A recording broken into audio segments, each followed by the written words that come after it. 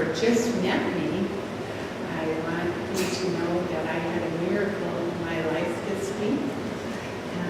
Monday, I had brain surgery, and there was no bleeding, there was no puncturing any vein, which they were afraid of, and so good news. So now I just have to recover from it, but they were able to get a good biopsy, so they have a good bit of tissue, and they'll be able to give us a treatment plan on Monday.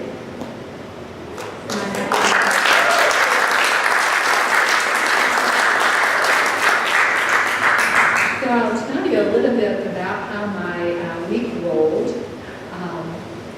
Before, I would say like last week or a little bit further, I was thinking about writing a sermon, Oh Holy Night.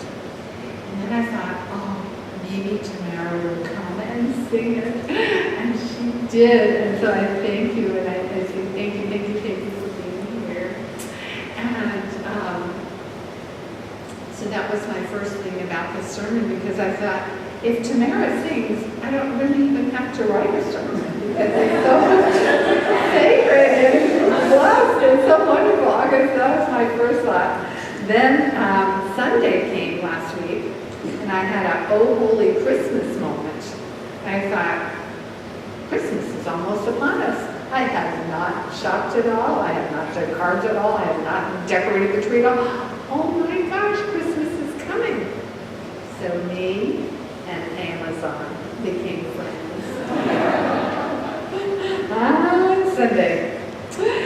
So on Monday morning, or 5:30 in the morning, we had to be checked in at the hospital. And I had an oh holy fear moment, because a lot of things could have gone wrong, and I could have been paralyzed or had a stroke, or lots of stuff, or died on the table, bled out. So I'm just, I had a moment of just really embracing fear. And then I had the surgery. And about 3:30 in the afternoon, the surgeon came in and said it couldn't have gone better. It was just flawless. And I had a moment of, oh, holy life. Thank you. Just embracing that I'm going to have my same brain and know who I am and not have to go through all that. So that was a wonderful, oh, holy life moment. Tuesday and Wednesday, I spent sleeping, mostly sick, lots of headache, lots of nausea. Thursday morning, I woke up and I thought, holy moly. It's almost Sunday. I need a sermon. Thursday and Friday, mostly sleeping, a lot of nausea and headache. And Saturday, which was only yesterday, I woke up saying, holy cow. What were you thinking? You thought you could write a sermon and deliver a sermon? Now, I have to tell you why I thought that. Because in my pre-op with my neurosurgeon, I said, I have 2 speaking engagements today on March 16th. I said, I should cancel those, right? And he looked at me like I was from Mars, and he said, I don't know why. So I explained it to him. I said, well, on December 10th, I'm going to have surgery on my brain. And I said, do you think by December 16th I'll have energy to stand up and talk? And he said, sure. So I kept thinking all week long it was going to come to me, that I had all my energy and I was able to do anything. But yesterday I had my doubts, that's for sure. So what I decided to do was to let the blessing of Tamara's song and Michael's singing be here in this room and say thank you, and to write a sermon that was short. I figure everybody would be happy with that. So, this sermon is short, and it's about the Oh Holy that we go through every day. Oh Holy this or Oh Holy that. And I wanted to tell you about the song Oh Holy Night. It has a very interesting history that I was not aware of. There were really 4 men involved, and when I think about it, really 5. because the first man was a priest at the Catholic Church in a small little town in France. And he approached Placier Capot, who was the wine merchant of that small little town. And the priest asked Capot to please write a poem for midnight Christmas Mass. Now, most people knew him more as drinking than as going to church, but he was honored that he was asked. He loved to write poetry, and so he sat down and he wrote this poem, O Holy Night. And the first verse is really from the heavens looking down, the starry night, everything peaceful. The second verse is actually standing at the manger and having that experience of, oh my gosh, this baby here. And so he had the words, but he thought of it more as a song. So he asked his friend, who happened to be a composer, that was nice, Adolphe Adam, to write the music and to make it into a song, which Adam did. He wrote the music, and we had this wonderful song. And on Christmas Eve, the choir and everybody sang this song at the Christmas Mass. But then they found out that Adolphe Adam was Jewish. And so the church rejected the song, forbade it being sung in the churches, because they said it wasn't Christian. Then, well, actually it's hard to stop a train, you know, because people loved that song. They just kept singing it, even though they were not supposed to be singing it. And then that was in 1847. In 1865, the song came to America, and it was translated by a UU minister, John Sullivan Dwight. He translated it, and so it came to America in 1865. People kept singing it, you know, and even though music was written by a Jewish person.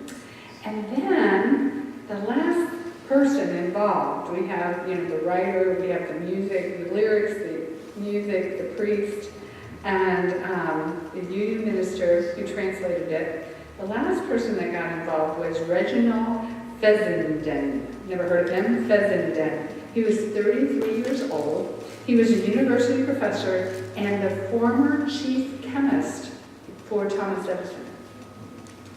He transmitted the song over the radio all around the world. He was the first human voice to come over the radio instead of the bebop, bebop, you know, do-da-da. And people were astounded to hear this man's voice. He told the story of Jesus, and then, fortunately, he knew how to play the violin, and he knew O Holy Night, and he played O Holy Night on the violin, on the radio. It was the first song ever that was transmitted on the radio, this very song. You brought to life. So then I started thinking about, well, what's the definition of holy anyway? Oh, holy night. Oh, holy cow. Oh, holy something. So I looked it up, and it said something sacred, something divine, something separate from other things. And people thought of Jesus' birth as separate from other things. He was the first to, at least in the story, personify God and come down to earth, that God came to earth. Now, I personally believe every baby is that sacred God coming to earth. Every baby is the concept of the Christ child, because they come here so full of love and so full of light. So that's something different, something that we're not used to experiencing. And I will say, I know that when my first child was born, I did not know I could love that much. I did not know our heart was capable of that. And so it was a different experience that I had ever had. But there's also this,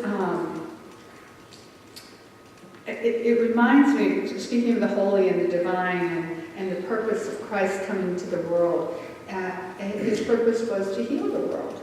You know, that the world was in pain, and his purpose was to come and heal that. It reminds me of the headmaster of this large Catholic church in school in Boston. And he was once asked, "What is the purpose of your school?" And he said without hesitation, "To heal the world." And the interviewer was kind of taken back by that. And he said, no, I don't mean like the whole Catholic Church or all the schools in the world. I'm just talking about your school. What's the purpose of your school? And he said, to heal the world. And I kind of think of us that way, as Unitarian Universalists, that our purpose, our goal, is to be a healing force in the world with whoever we meet, and to slowly but surely heal the world. So, I want to read a little bit out of My Grandfather's Blessing by Rachel Raymond about the holy. Her grandfather was a rabbi. And my grandfather was a scholar of the Kabbalah, the mystical teachings of Judaism. My parents and my aunts and uncles took a dim view of this study, some seeing it as an embarrassment, a paternal idiosyncrasy, and others as something highly suspect, a sort of dabbling in magic. But, according to the Kabbalah, at some point in the beginning of things, the holy was broken up into countless sparks, which were scattered throughout the universe. There is a God spark in every single one of us, in every single one of you, a piece of the divine. And it sparked and it shattered and it went into every animal, every plant, every inanimate object, the spark of the divine or the holy. The Kabbalah also speaks of our collective human task as tikkun olam.